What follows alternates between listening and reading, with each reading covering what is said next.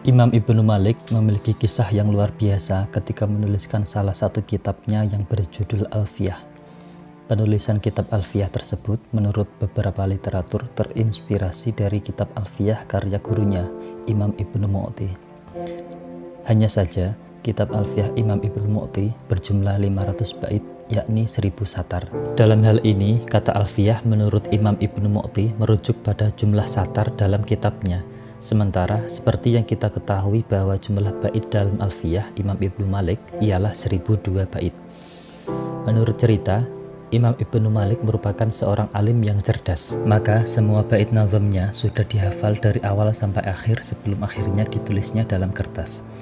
Pada bait pertama nazamnya, Imam Ibnu Malik menuliskan, Qala Muhammadun huwa ibnu Maliki, Ahmadu Rabbillaha khaira maliki. Telah berkata Muhammad, dia ialah putra dari Malik. Aku memuji Tuhanku, Allah sebaik-baiknya pemilik.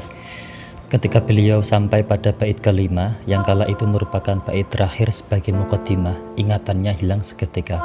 Kegelapan menimpanya tak terkira, tak ada hafalan yang tersisa sehingga beliau kebingungan tak tahu apa-apa.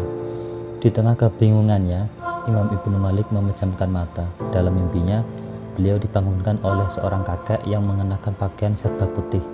Sorbannya hampir menutupi sebagian kepalanya, sehingga wajahnya tidak tampak secara jelas. Sambil menepuk pundak Imam Ibnu Malik, kakek itu berkata, "Oi, bangunlah anak muda.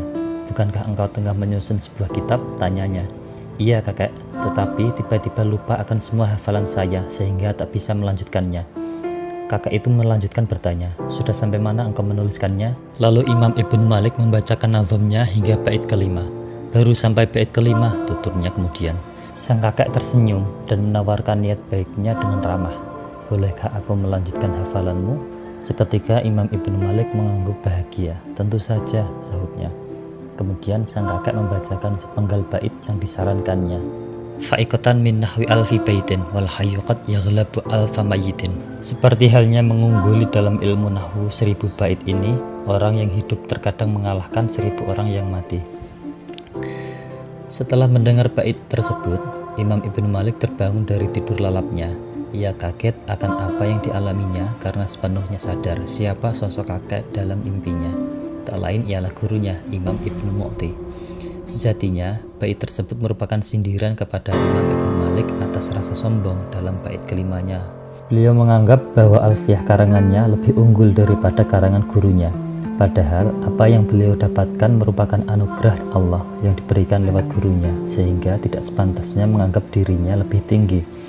Dalam hal ini, kaum pesantren memiliki tekad bahwa sepintar-pintarnya seorang murid tak akan pernah bisa mengungguli gurunya dalam hal tinggi derajat keilmuannya.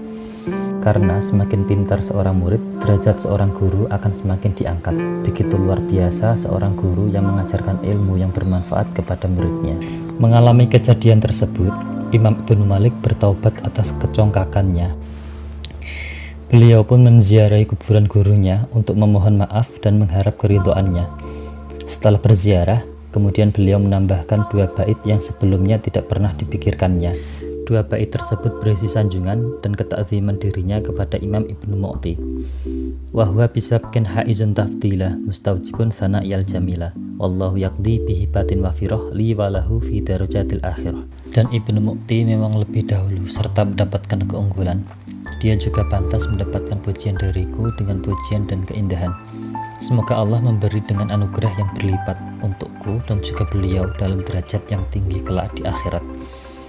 Setelah menyelesaikan 2 bait terbarunya, terbukalah hafalan beliau yang terlupakan sebelumnya. Maka dengan segenap jiwa, beliau melanjutkan penulisan nazamnya hingga bait ke 1002. Itulah mengapa kitab Alfiyah karangannya memiliki 2 bait tambahan. Sampai saat ini, para santri selalu menyenandungkan nazam tersebut dalam berbagai acara, sholawatan, maulidan, syukuran, wisudaan, dan sebagainya. Nazam Alfiyah sebagai pengingat kita akan ketakziman kepada guru dan kiai.